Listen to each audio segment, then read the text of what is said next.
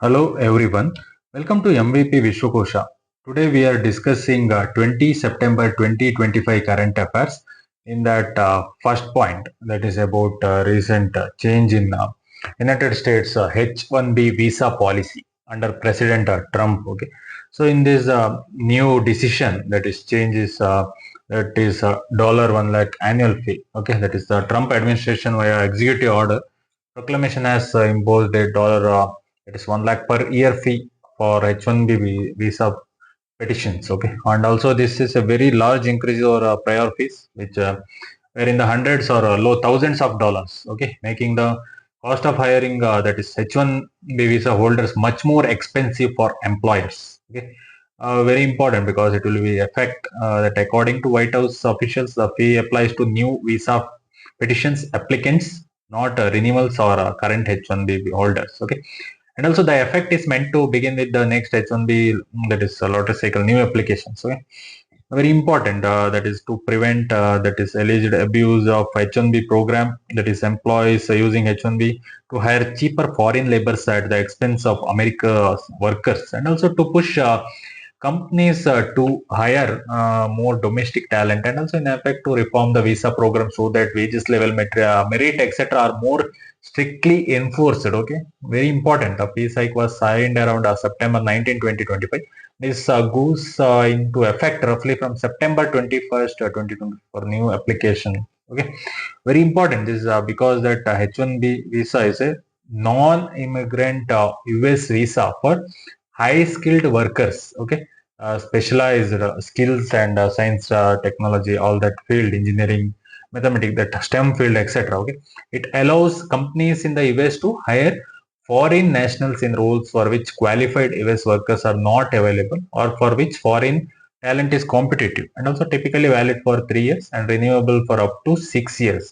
India is a major source country for H1B that is a holder. Okay, so you know, right, that H1B visa is a non-immigrant US visa. Okay, and also for many Indian IT or tech professional students, etc., that H1B has been a pathway for work in the US and also higher income experience, sometime immigration and all. The US has in recent year has increased that scrutiny on immigration, including concern. Okay, all that about wage suppression, job displacement, all that in perspective. Okay, that's why that is very important in that US perspective, that policy will be withstand a legal scrutiny and all. Okay, so that is about recent US dollar 1 lakh annually for that new H1B visa application. Okay, next news, so that is about India AI Impact Summit 2026.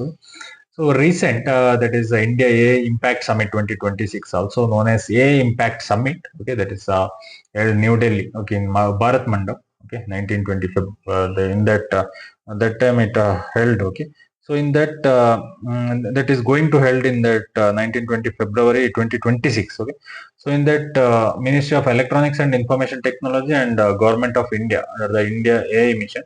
So in that main theme is to people, planet, and progress. So the focus is on ethical, inclusive, sustainable, AI equitable access, safe and trusted AI, etc. So all that it is very important. And some key initiative in this flagship initiative include India AI logo and program and research symposium and AI pitch fest. All that. Okay. So that is very important. That data and model platform in that. Okay, and also unique aspects. That is first time a global south country is hosting such summit focusing specifically on AI impact. Okay, and also shifting from earlier summit which emphasizes safety regulation policy. Okay?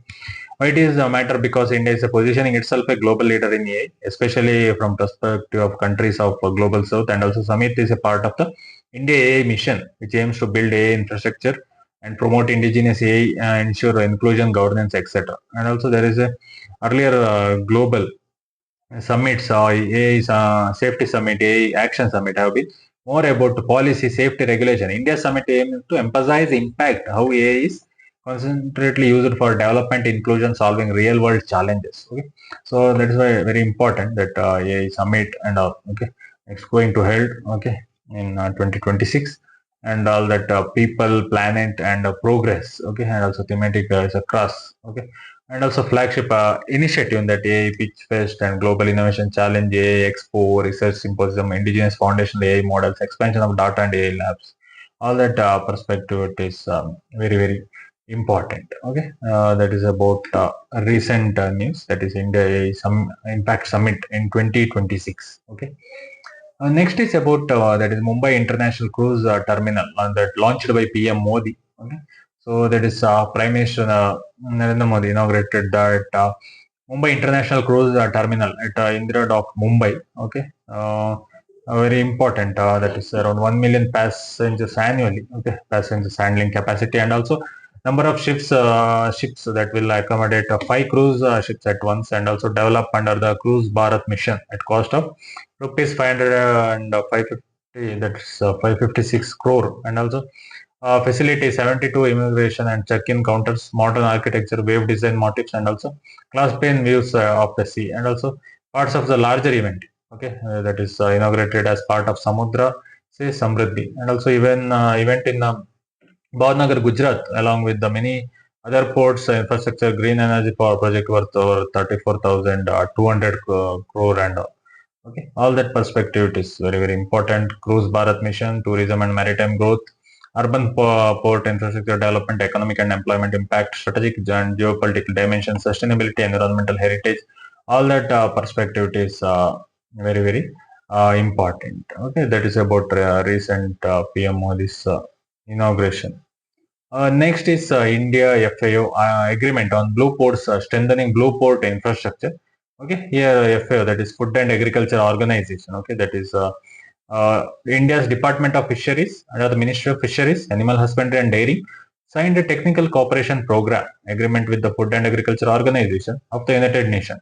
And the main goal of to strengthen blue port infrastructure in India. Blue ports refer to fishing ports, harbors upgraded to be smart integrated sustainable ports. Okay, all that in that that is technologies. Some of the feature in that is use of advanced technologies, 5G, AI, automation, and digital platforms, eco-friendly features like rainwater harvesting and also energy efficient lighting, electric power equipment, better waste and marine and debris management, climate resilience, traceability, all that. Okay, program and the schemes linked to the initiative is being taken under existing programs like Pradhan Mantri Matsya Sampada Yojana and Fisheries and Aquaculture Infrastructure Development Fund. Okay, all that fishing ports are important, not just an infrastructure, but as an centers for livelihoods, food and nutritional security, trade, post-harvest, processing, etc. Okay, very important, and fishing communities that fisheries safer, cleaner, and more efficient ports, better post-harvest handling, less spoilage, better income, and also economy and fishery sector is very important, environment and sustainability perspective, and also in blue economy, India's perspective that blue economy is very important, right? Ensuring that modernization of inclusion benefits small and traditional fishers. All that perspective, that blue port frameworks, all that perspective, it is very important. Okay, it's about blue ports and all news. Next news that is about the US revoking that sanctions waiver for Chabar port. Okay, so for that India's response and all. So here the United States has revoked the sanctions waiver that had been granted to Chabar port in Iran. Okay, so this waiver allowed India to operate, develop the port without risk of US sanctions under specific US laws. And also the waiver was given under the Iran Freedom and Counter Proliferation Act. Okay, the revocation takes effect from that September 29, 2025. So India operates that Zaid Beheshti terminal at Chabar port via the India Ports Global Limited. Okay, also a long-term 10-year operation deal was signed in May 2024. India has made investment in infrastructure and credits for development. So this waiver was granted in 2018 so that India operation at Chabar could proceed despite US sanctions on Iran. So given the port's importance for Afghanistan, reconstruction, regional connectivity, etc., and also for this India side reply that India said it is examining the implication of the USA decision. That the Ministry of External Affairs spokesperson has publicly said that the government has seen the US press release and is assessing the effects on India. All that geographical importance, that strategic competition, trade and connectivity perspective, it is very important. Okay, that is development and Ministry of External Affairs response. Okay, and also key points in India's policy approach. All that perspective, that Chabar port and its location. Okay, in terminals. All that is very important. Okay, that is about Chabahar port and all. Next news, that is about Puducherry has become first union territory in India to achieve zero maternal mortality in 2024-25. Okay, so it is the Puducherry has recorded, okay, first union territory recorded zero maternal deaths during 2024-25. Zero maternal mortality. They become the first union territory in India to do so. Also for this, it earned a platinum certificate from the Indian government, and also this is during 2024-25 so the statistical period of achievement, and also associated efforts that health department carried out screening treatment of for anemia in many women health camps and nutrition kits, and so and also in maternal mortality ratio, all that perspective is very important. Maternal means that number of maternal death per 1 lakh live births. Okay, that is called maternal mortality or maternal mortality ratio. So a maternal death is a death of a woman while pregnant or within 42 days after the termination of pregnancy from pregnancy related causes, okay? Not accidental or incidental.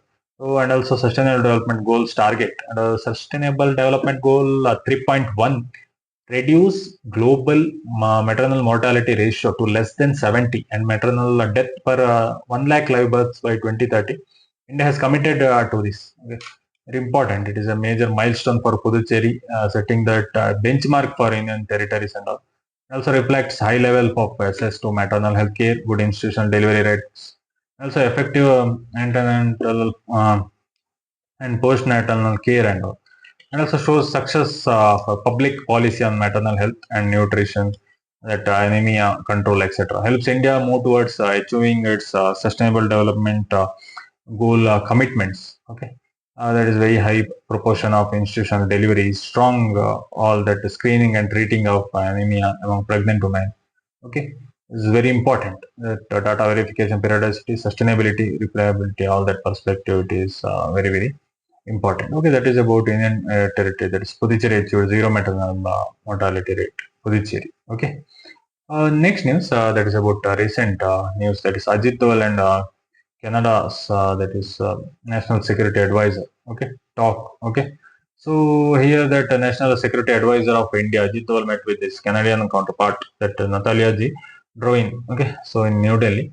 So the meeting was part of regular bilateral security dialogue between the two countries. It follows earlier step to right, reset that normalize previous relation between India and Canada after period of strain.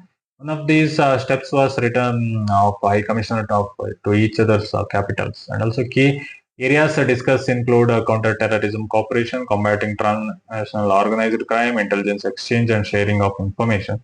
And also they also talked about priority areas for future cooperation and exchange views on global and regional development. Also addressed during the meeting concern from India about threats to India diplomatic premise in Canada and amid incidents connected to elements of the Khalistan separatist movement. India emphasized that it expects that Canadian government to ensure security of Indian diplomatic mission. It's also very important that India and Canada relations have been under strain for about 2 years due to allegations by Canada, and also that India is involved in death of all that Sikh separatists, all that Hardeep Singh Nijjar in Canadian territory, right? And also India has denied these allegations, and also this led to diplomatic there's bad explosion of diplomats and all. So there has been political change in Canada, right? New Prime Minister Mark Carney has and both sides have signaled willingness to reset ties. So in that geopolitical perspective, it is very important. Okay. So that is about recent NS Dole and Canadian amnesty. Natalie, you drawing talk and all in New Delhi. Okay. Next news, that is about India high level joint task force on investment.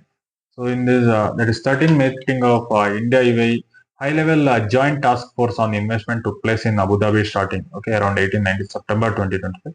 It is co-chaired by India's Commerce and Industry Minister, that is Piyush Goyal, and Abu Dhabi Investment Authority. Okay, that is Sheikh Hamid bin Zayed Al Naya. Okay, so in this main agenda to review progress under the India-UAE Comprehensive Economic Partnership Agreement, and also discuss investment flows, trade, and also explore new areas for cooperation, address investor challenge, and also target to double bilateral trade.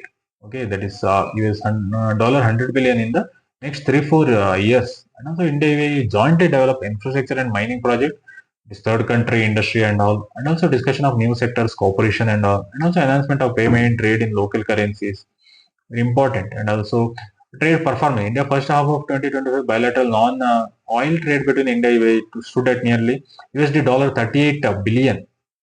Okay, compared to 34% in period 2024. So all that India comprehensive economic partnership agreement came into effect from May 2022. All that perspective, it is very important that boost in export, trade in non-oil and non-precious metal sectors, and foreign policy strategic, that domestic development, financial payment systems, all that perspective. India high-level joint task force on investment is the 10th meeting is very important. Okay, next point that is about WMO's State of Global Water Resource 2024 report. Okay, so here that World Meteorological Organization report published by that WMO, World Meteorological Organization. It assesses the state of global water resource in 2024, stream flow, rivers, groundwaters, soil moisture, lakes or reservoirs, snow and ice, etc., comparing with the long-term averages. And also it shows impact of climate variability and change, and also record heat, that is El Nino effect, extreme rainfall, flooding and droughts. And also it stressed that only about one-third of river basin globally had normal water conditions in 2024. In other words, two-thirds were either too dry or too wet.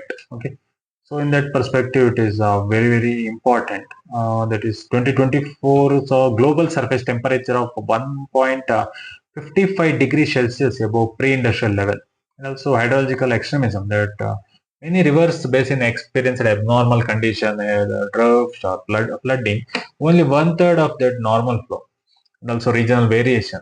Severe droughts in Amazon basin and South Africa, better than normal condition part of Asia, Central Europe and much of Africa, and flooding events in Africa, Asia, Europe. And also very important that glacier loss and all glacier regions worldwide reported net ice loss. Okay, third year in a row. And also groundwater and soil moisture and other so significant deposits from all that. Okay, groundwater, soil moisture, I mean, and economic impact, flood displacement, damage, infrastructure, droughts affecting agriculture, flood, all that, right? And also very important that global implication in that implication for India. India is heavily dependent on monsoon and snow or glacier melt. So shifts in precipitation pattern. Earlier snow melt could disrupt water availability in the river. Okay, so that is very important. Also water stress in many parts of India and need for enhanced infrastructure, reservoirs, flood management and also policy intervention on demand side. Okay, this is how India's data and all about important. Okay, so that is about recent report. Okay, WMO and all. Next news, that is about last news, that is recent news, that is Chief Justice of India address on the access to justice. Okay, so here CJ, that is Gavai address 10th All India Conference of the Central Administrative Tribunal in New Delhi. So in his address, stressed that tribunals like CAT are designed to improve efficiency and access to justice, especially for government servant. And also he flagged up several concerns, observation about that current problems in tribunals judiciary in relation to access to justice, that is misconduct of behavior. Okay, judges must use their power with humility and responsibility, and non-judicial member in tribunals. Okay, and also pendency and multiplicity of appeals, and also need for training and consistent standards. Okay, upgradation and understand the administrative members should be trained in legal reasoning and all. Okay, and also transparency, trust and legitimacy, very important. Okay, and also access to justice is a constitutional value and part of rule of law. Okay, it means justice should be timely, affordable, impartial and in reach to all citizens. Okay, that is called access to justice. Okay, he focus to that access to justice. Tribunals like CAT were established to ease the load on courts. Also CJ address point to strengthen all that effect public confidence and also ensuring uniform standards, training, transparency, and etc. Okay, this is tribunals and special forums are very important. Reducing delays, pendency, behavior, all that perspective, it is very important. Okay, that's Central Administrative Tribunal was established under Administrative Tribunal Act 1985. Okay, all that I should know. Okay, facts. Okay, so that is about recent statement, okay, that is by access to justice by CJ's address and all. Okay, that is about 20 September 2025 current affairs. Thank you. Support me for further videos so that I can analyze all the topics required for UPSC and all competitive exams. Thank you.